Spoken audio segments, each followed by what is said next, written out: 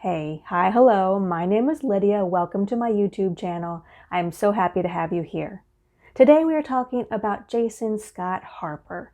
Jason Scott Harper was born in Glendale, California on October 30th, 1972. Jason had one brother named Brian. He attended Glendale High School and then he attended UCLA, University of California at Los Angeles, and Jason was a member of the UCLA volleyball team, which won 3 NCAA championships, and he graduated in 1996. He earned a master's degree in education from Chapman University, and he taught in Manhattan Beach, El Segundo, and Carlsbad school districts. At Carlsbad High School, he taught math for 10 years prior to his death. He also coached the girls' varsity volleyball team, but he had stepped down about 3 years prior to his death to devote more time to raising his family at home. His kids were his everything, a fellow teacher said, saying further, "The person I knew was easygoing and mellow. I don't think I ever heard him raise his voice."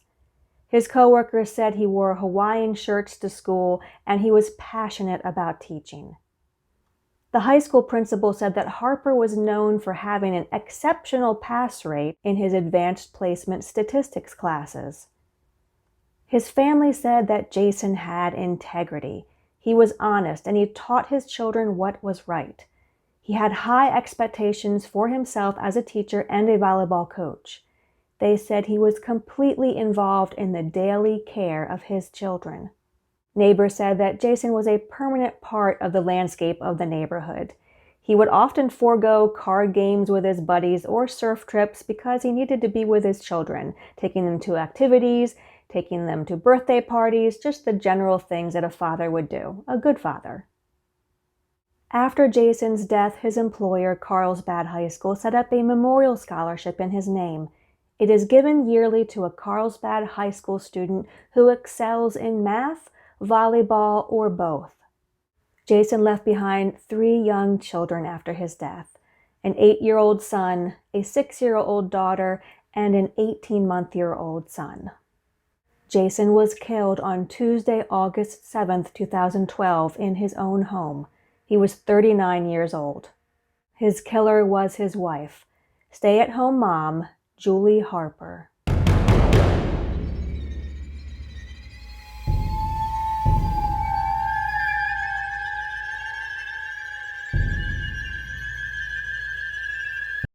On Thursday, August 2nd, 2012, only 5 days before her husband Jason's death, Julie Harper had filed divorce paperwork.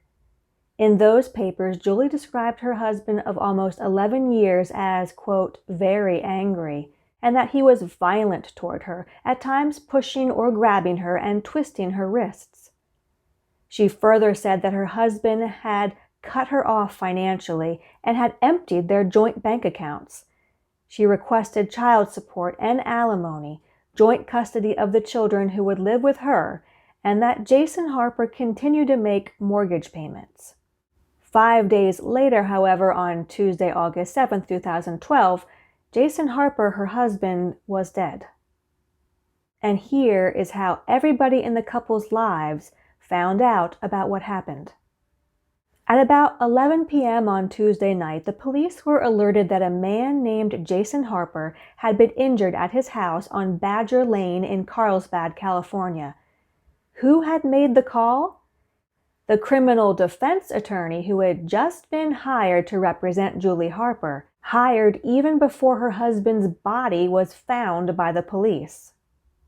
The attorney told the police that his client, Julie, had authorized him to call and alert the police to the body in the home.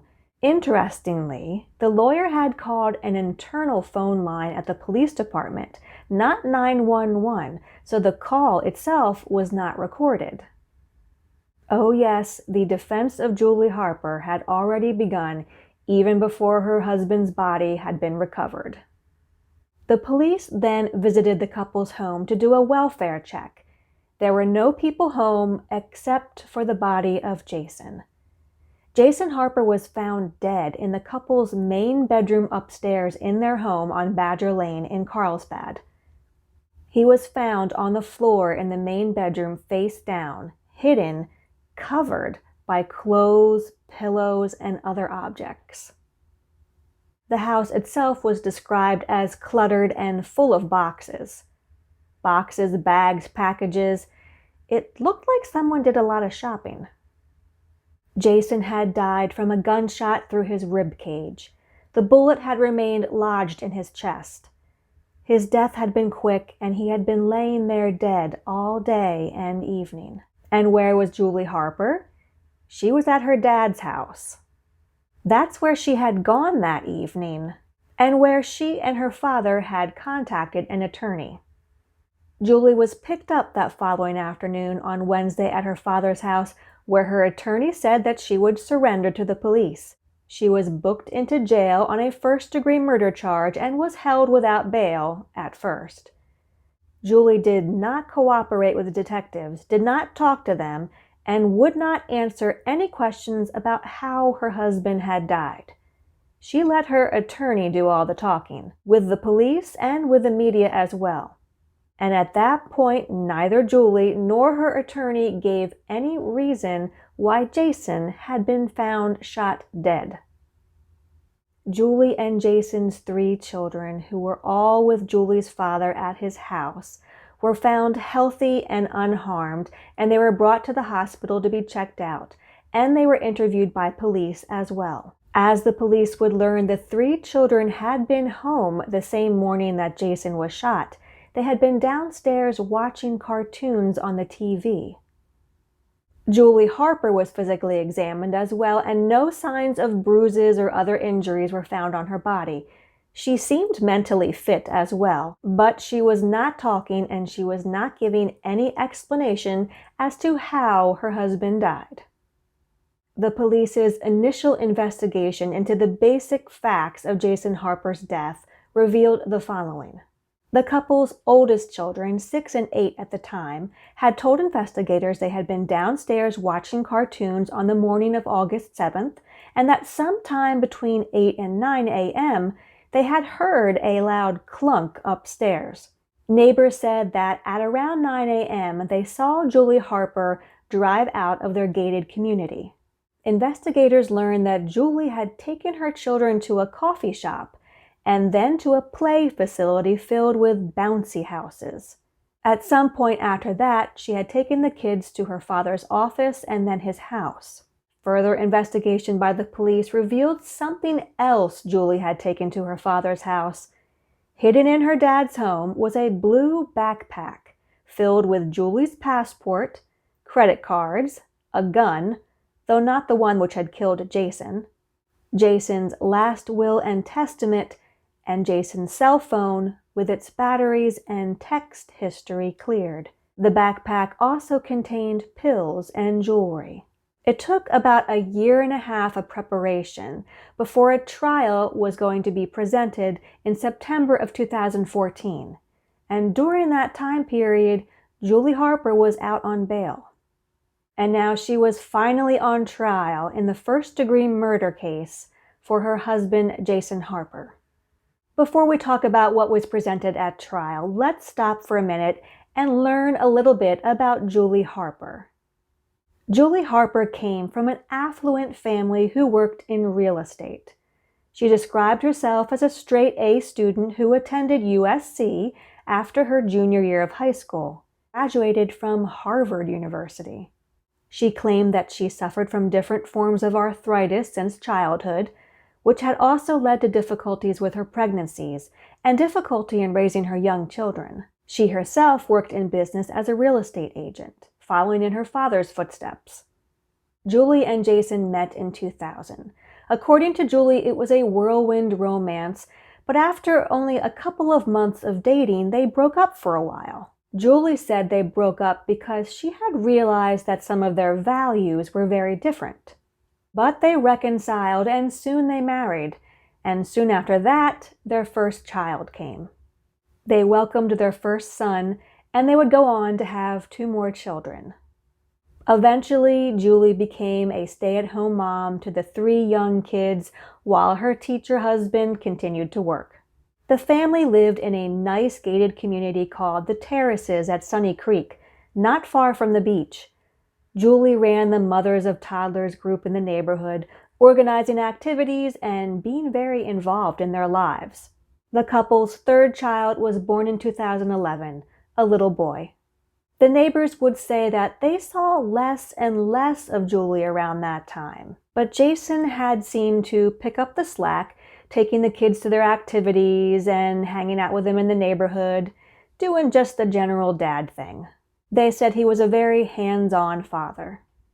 At her trial, Julie stated that when she and Jason had met and started their courtship, they had had fun together, but early into her marriage with Jason, Julie said that she really did find they had different values, including the fact that she was a religious person and her husband was not.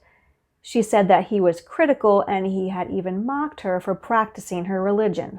In fact, as the years went on, their marriage and relationship really did begin to unravel.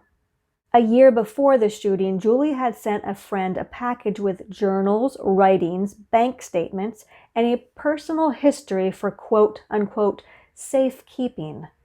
The handwritten personal history depicted a deteriorating marriage with passages that said, quote, Jason yelled at me, quote, and maybe divorce is the answer, unquote. It did appear that the couple was unhappy with each other and their marriage was moving toward an end. Just 5 days before her husband was killed, however, Julie did visit the bank and withdraw about $20,000 in cash from their joint bank accounts. I read in another account that Julie had upwards of $40,000 in cash on hand after Jason's death. And with all that cash, in addition to the other items Julie had tucked away in that blue backpack at her dad's house, it looked like Julie was preparing to get away, either from her husband when he was still alive, or from the house after he was dead, after she had shot him. The investigators and the prosecution thought that that banking activity and all that preparation did seem suspicious. And Julie's reasons for shooting her husband were finally revealed at her trial. Julie took the stand to claim self-defense, telling the jury she shot the father of her 3 children during a heated argument after enduring years of verbal, physical, sexual, and emotional abuse. To support her story, her lawyer showed the jury secret recordings that Julie had taken of Jason, a towering man to be sure, about 6 foot 7 inches tall, during arguments. In one, he can be seen holding his youngest child in one arm as he screams at her that he, quote, didn't want to enable your horrible money waste, end quote. In another video, he tells her to get a carpool. He says, quote, I can't help it if you're too dumb to do it or too lazy, end quote. Julie testified on the stand that the verbal abuse had also turned physical. She said, quote, he grabbed my wrist and my hand so forcefully and twisted it so hard that, it was hurting into the next day, unquote. Julie also told the jury that Jason, who by then was sleeping in a separate bedroom, had also raped her about 30 times, and she said she had been so frightened that she had hidden a gun beneath her pillow. The prosecutor disputed her story, however. He questioned why Julie had not gone to the authorities to report the abuse that she had suffered. Julie maintained that she had not done so because she was so embarrassed, and that she did not want anyone to know what was really going on in her home. Interestingly, body language experts weighed in on the local news to talk about their thoughts about Julie's behavior on the witness stand. Only on 10 News, body language expert Dr. Perry Polly with San Diego State University has been in our newsroom for the last hour, and he has been watching Harper's testimony very closely. We've heard her words, and now we want the story behind the actions. Let's start by listening to the breakdown she had today after the prosecutor pushed her about why she'd never called police during the alleged abuse by her husband. Take a listen. Now, have you ever called the police on Jason for any of these incidents? No, I was very embarrassed. I was very embarrassed that he was doing it. I didn't want my family to know. I didn't want my neighbors to know. Perry, break down her breakdown for us. What are you seeing here? Well, there's a lot of interesting stuff going on during her breakdown, and I think one of the most striking things to me was right before the crying episode begins, there's a moment where she briefly flashes a smile, and that's just so inconsistent with how you would expect someone to act when they're on the verge of a breakdown, when they're under the stress of a cross-examination. What does it tell you? What does the smile mean? It could mean any number of things. It definitely means she's experiencing some distress while she's giving this testimony.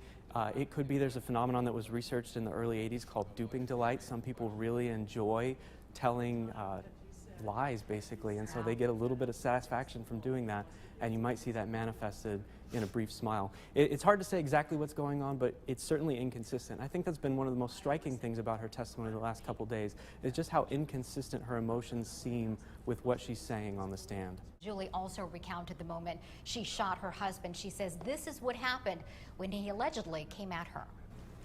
I told him, stop. Did he stop? No. What happened then? I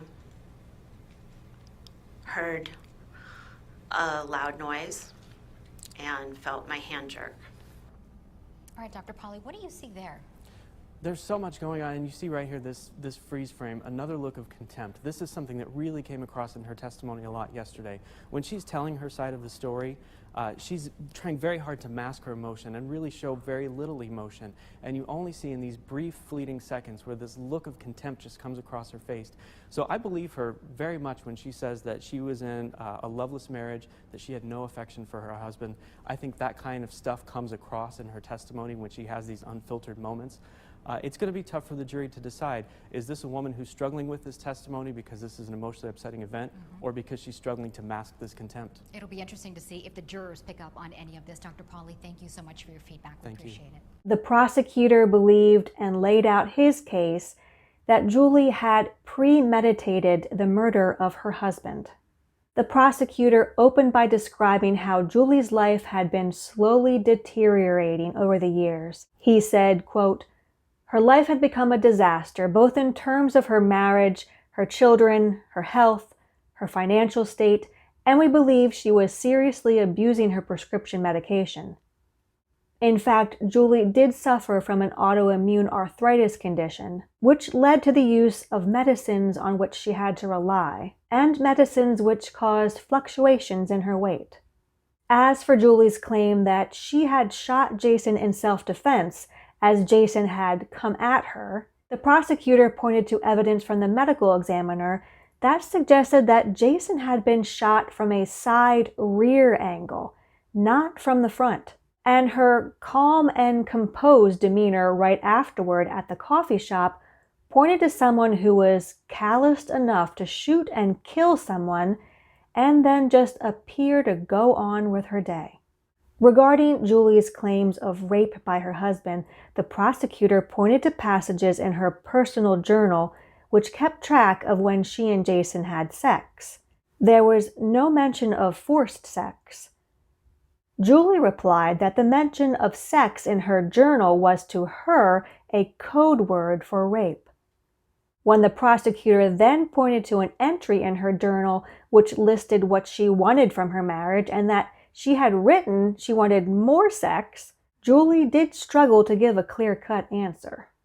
In fact, she went on to state that Jason had been trying to attack her with aggression the day he died, stating, "He grabbed me and began yanking my top off.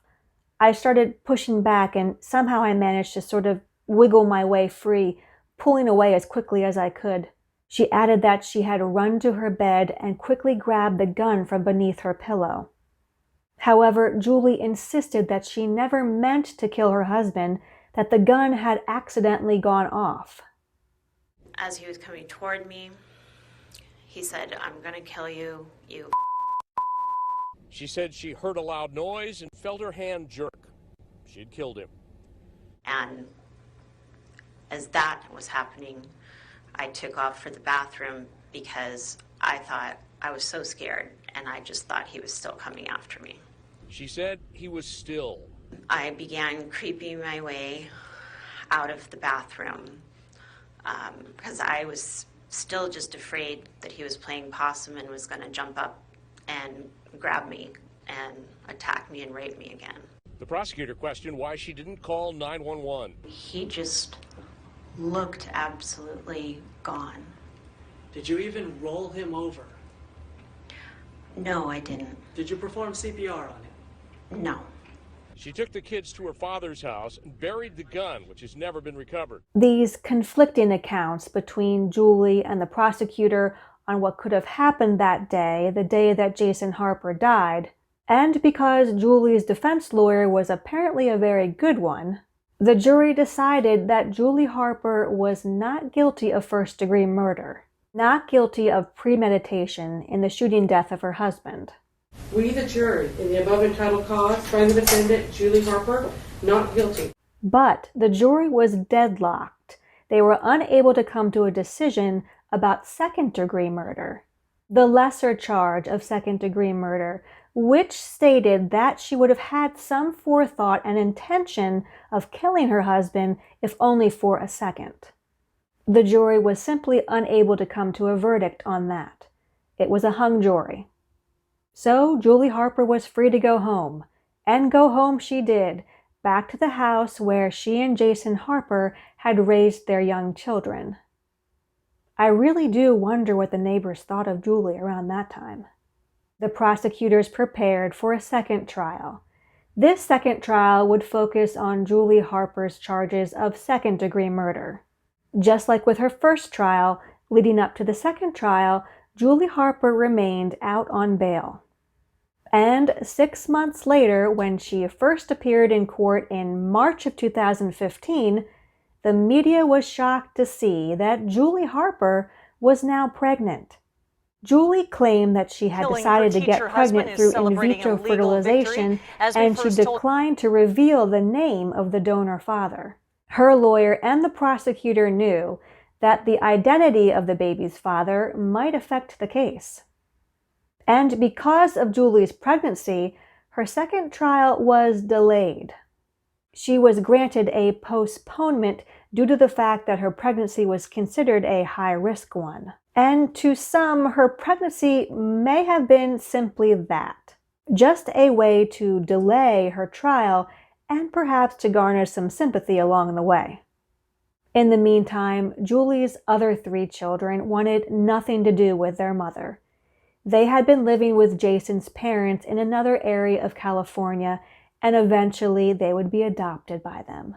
By September of 2015, Julie's 4th child, the baby, had been born, and her second trial would officially begin. And this time the media coverage was even larger and more expansive than the first time. But the prosecutor was ready. Much of the testimony and evidence in the second trial was a repeat of the first trial.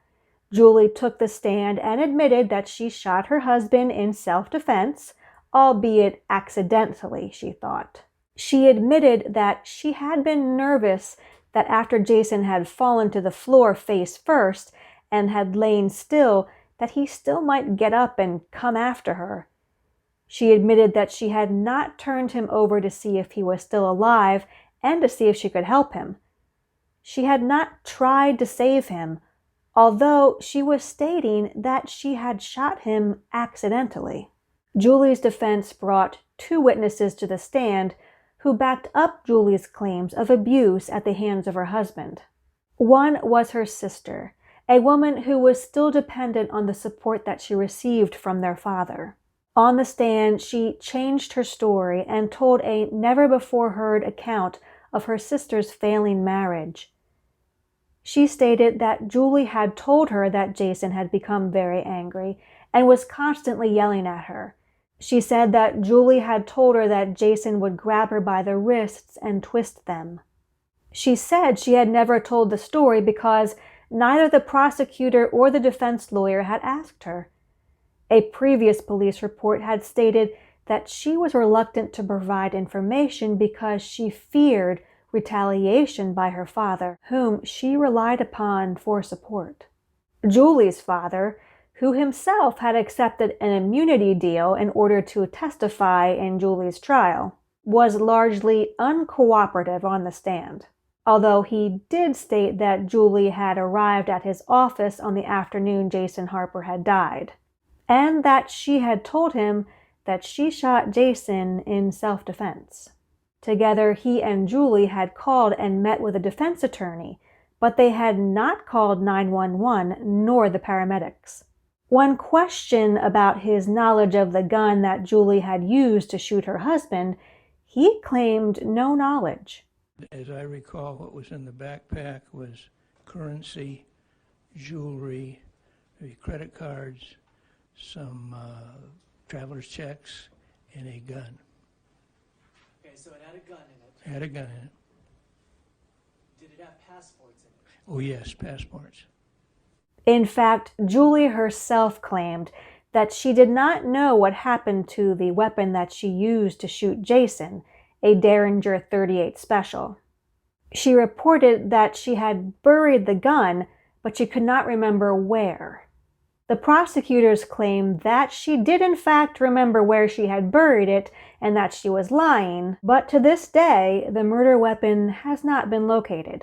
In regards to that gun, however, Julie did state in her trial that she had not meant to actually kill her husband, but that she had pulled the trigger by accident. The jury members themselves were allowed to try a gun similar to the kind that Julie had used to shoot her husband and to actually feel whether the trigger could be pulled easily or accidentally, to feel how much force it actually took to pull that trigger.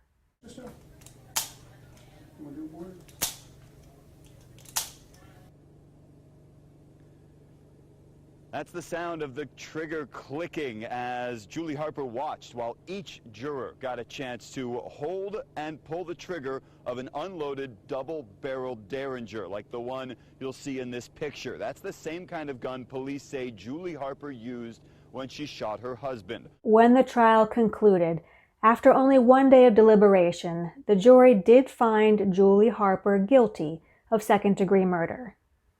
Although they were not asked to consider whether Julie had premeditated the murder, which is what she was acquitted of in her first trial, with the second-degree murder conviction, they believed that Julie had intended to kill her husband if only for a few seconds, if only for a brief moment, 1 second. She had intended to shoot him. If there was absolutely no intent, she may have been charged with involuntary or voluntary manslaughter. After Julie's conviction, the prosecutor made a statement that he believed it was unfortunate that Julie had made the decision to drag her husband's name and reputation through the mud in order to make a defense for herself in killing him. He stated that he was glad that the jury was able to see the truth. At a later hearing, Julie Harper was sentenced by a judge to 40 years to life behind bars. She was also ordered to pay the costs of Jason's funeral and for therapy for her 2 older children. Before her sentence was officially handed down, Julie Harper was allowed to make a statement which turned into a 40-minute rambling and tear-filled speech proclaiming her innocence. Jason Harper's mother also gave a statement, expressing sympathy for her grandchildren and wondering how they would be able to live a normal life after what had happened to their father. How does your own mother kill your own father? I wonder how you ever recover from this legacy. How do they answer the question when they're asked, "Where are your parents?" Every time someone asks this question, they are reminded of how their dad died. The prosecutor read a statement written by Julie and Jason's now 10-year-old daughter. The letter expressed her anger at her mother and sadness that her father was gone. And Julie Harper was no longer out on bail. She could avoid detention no longer. And after being pretty much free for the 3 years since she shot her husband, Julie was now locked away. From jail straight away, Julie granted interviews to local media and national media, continuing to proclaim her innocence and stating that she was hopeful for a successful appeal. She agreed to speak with us in a jailhouse interview. I'm really sick, unfortunately, so I'm afraid they're not going to be able to use me very well. Harper told me she wants her medications. I guess by law you're supposed to be able to see a doctor within 24 hours, a medical doctor. And I've started requesting since yesterday when I was convicted. And they still haven't allowed me to see a medical doctor. I asked about the case. Did you intentionally kill him? Of course not. So what does she think of her guilty verdict? Obviously we were very disappointed with the results, and I know my family was very heartbroken just to see what happened throughout the case. Why did you become pregnant knowing that you may go to jail for 40 years? Well, I think there's a couple of reasons for that. A big part of it has to do with what happened with my other children and what went on there. She blames law enforcement. A systematic separation by law enforcement and the district attorney's office. And that's what I'm looking forward to finally being able to speak about now. And that's what it really comes down to. So I'm very hopeful that whether it's at 18 or 20 or 25, that my children, as they become adults, go back and, look at the evidence, look at the transcripts, look at interviews, and assess things for themselves as adults.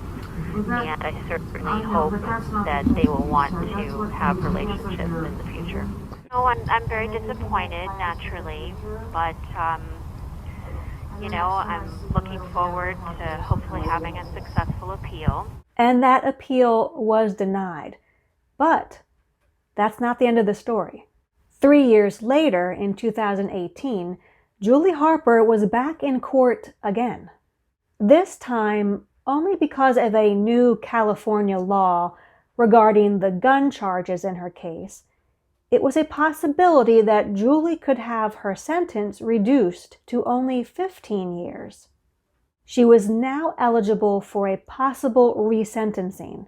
The new state law gives judges discretion as to whether to impose the 25-year gun enhancement charge. That gun charge sentence was mandatory when Julie Harper was originally sentenced. 2 months later in 2018, the judge denied the motion to reduce Julie's sentence. Her 40 years to life sentence would remain in place. Case the People State of California versus Julie Harper, case number SCN 308840. Harper in court again today with a chance at a significantly reduced sentence. The judge will hear an appeal perhaps again before the end of the year to possibly reduce her sentence by 25 years. She will still do 15 years for the murder of Jason Harper, her husband, whom she claimed abused her for years. Harper said she acted in self-defense back in 2012 when she shot him in their Carlsbad home as their 3 kids watched cartoons downstairs. But a new law in California allows the judge discretion over the gun allegation, which added 25 years to life to her sentence. It was mandatory in California until just this year. Now her turn to appeal it will come, which reopens the wounds to her family, says the prosecutor. Before that decision was made, Julie made a plea to the court.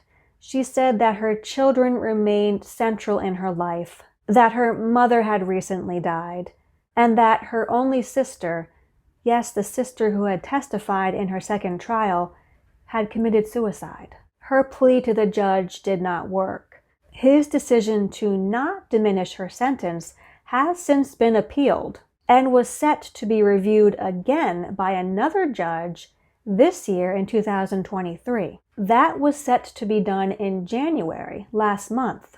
But as of now, I cannot find any further updates. I don't know if Julie Harper's sentence has been reduced after all. I will keep you apprised of any updates if I learn of them. Julie Harper is now 49 years old. Her husband, Jason Harper, was shot dead and killed at only 39 years old. And by the accounts of many people, his family, his friends, his colleagues, his neighbors, He did not deserve to die. Not in any way. Thank you for your time in watching this video. I know that your time is valuable, and I so appreciate that you spent some of it watching this video with me. I hope you join me next time. But until next time, you know, it's rough out there. And I want you to take care. Take care out there, and I'll be thinking of you. Bye-bye. See you next time.